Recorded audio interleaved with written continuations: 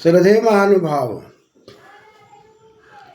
गणित की गणना के क्रम में, अंक और संख्या के विचार के क्रम में योज योजक योगफल, वियोज वियोजक वियोगफल, गुण्य गुणक गुणनफल और गुणन क्रिया, भाज भाजक भागफल और शेष, और इसी क्रम में अपवर्त की चर्चा चली थी, जिसमें जितने भी अंक और संख्याएं विभाजन होने योग्य हैं वो सभी अपवर्त हैं।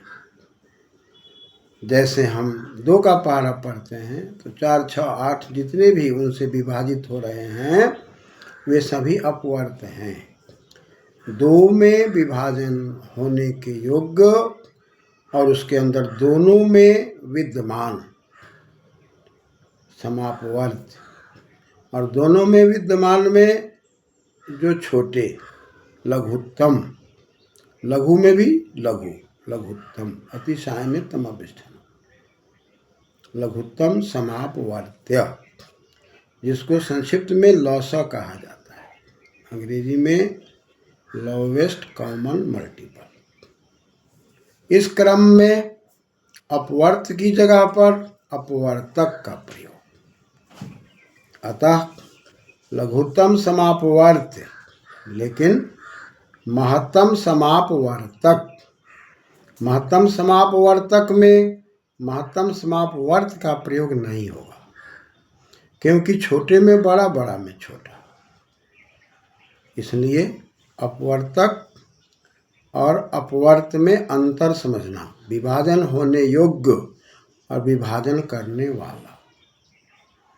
तो विभाजन करने वाला में अपवर्तक में अप है, वृत्तु वर्तने धातु है, नवल त्रितौ से नवुल प्रत्यय, अक होकर के अपवर्तक। तो ये कर्ता के अर्थ में है, विभाजन करने वाला।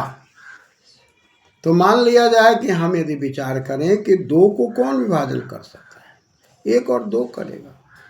4 को कौन कर सकता है, 1, 2, 4 करेगा। अतः 2 और 4 दोनों को विभाजन कौन करेगा, इस पर हमें चिंतन मनन करना है। तो 2 को विभाजन करने वाला 1, 2 है, इसलिए 1, 2 अपवर्तक है। और अब यहाँ पर 2 का विभाजन हो रहा है, इसमें जो 2 शब्द का उच्चारण हो रहा है ये अपवर्त है।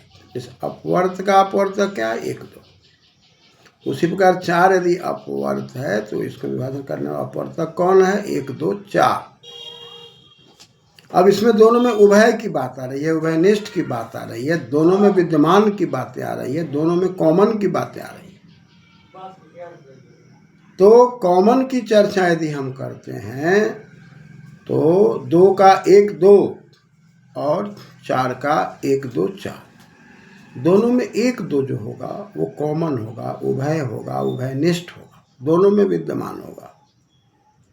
अब 1 और 2 में यदि ये 2 और 4 की बात की गई थी तो 2 का अपवर्तक निकाला गया था, 4 का अपवर्तक निकाला गया था, और 2 और 4 का समापवर्तक निकालने की बात आई थी तो 1, 2 आया था। अब समापवर्तक में महत्तम, महत्तम में महत् शब्द है, और अति सायने तम विषम से अत्यंत उत्कृष्ट रूप से बताने के लिए तमप प्रत्यय लगने से महत्तम में तमप लग के महत्तम बना है।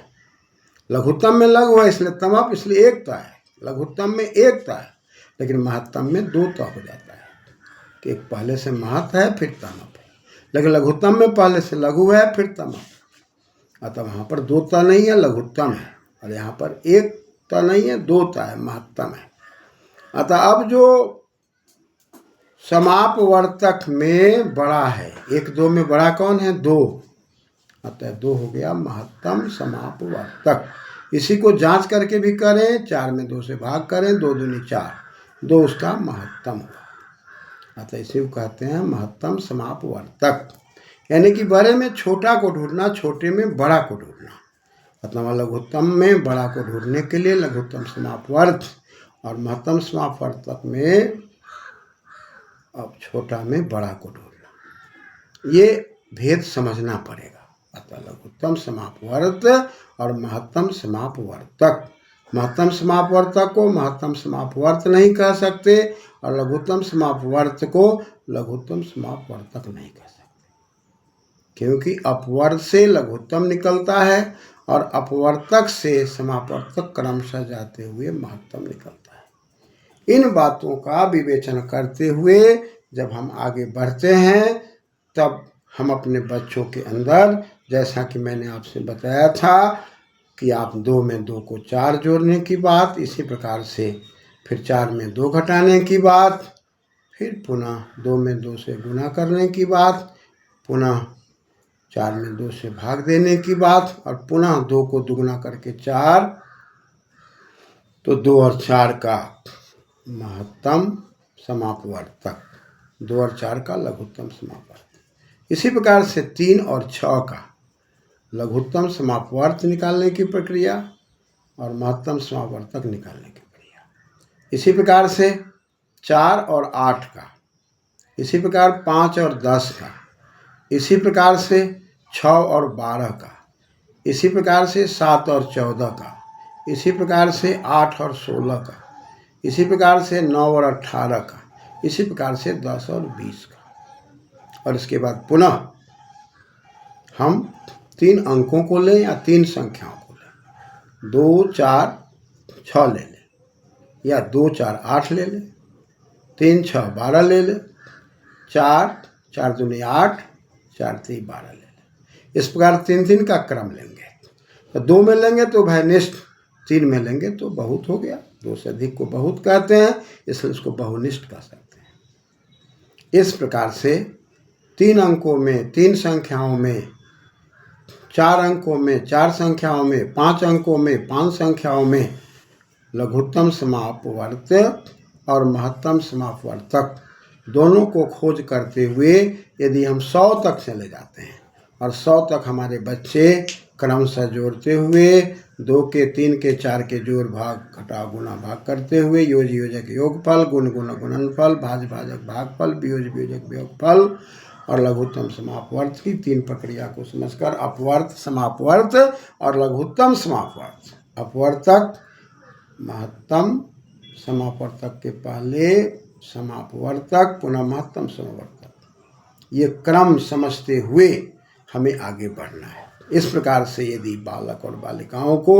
हम अंकों और संख्या के विस्तार में पहले गिनती की बात करते हैं, पुनः उस गिनती में शून्य लगा देते हैं, पुनः संख्या की बात करते हैं, पुनः हम 2n+1 करके विषमता की ओर ले जाते हैं, 2n+2 करके समता की ओर ले जाते हैं, पुनः हम भाज अभाज की बात करते हैं, जो एक से कटे अपने से कटे दूसरों से कटे, भाज एक से कटे अपने से कटे, अभाज भाज अभाज, रूढ़ यौगिक योग रूढ़ जो अपरिवर्तन की अवस्था है, और यौगिक जो जोड़ने पर पुनः कटने लग जाए और पुनः जोड़ने पर न कटने लग जाए, रूढ़ यौगिक योग रूढ़, prime number, compound number, complex number. इन सब चीज़ों को गहन अध्ययन अपनी मातृभाषा में समझाकर पुनः अन्य भाषाओं में समझाते हुए बालक और बालिकाओं के निर्माण करने हैं। अतः आप गणितीय विधा के अंदर जो कुछ भी व्यवस्था पढ़ने पढ़ाने की दी गई है, कोरे बच्चे को शून्य से लेकर के और क्रमशः उसको हम अंक और संख्याओं के विस्तार में लेकर के